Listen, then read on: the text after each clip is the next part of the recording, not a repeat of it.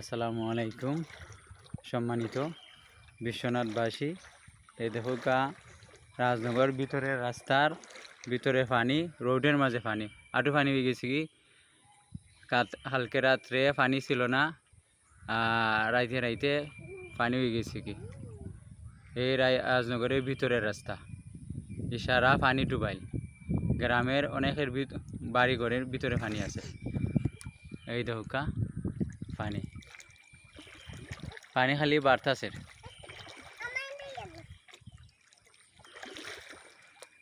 ওই দেখো পানি রোডের মাঝে খালি পানি বাড়তাছে। আল্লাহ হেফাজত করতা প্রত্যেক মানুষে। আর পানি যদি বাড়ে 22 সালে ওই রোডের মাঝে কুমার পানি আসেন, এখন আরও পানি হয়ে গেছে কি। দেশবাসী যারা আছেন সবাই আমরা আমাদের জন্য এবং বাংলাদেশের সবার জন্য দোয়া করবে।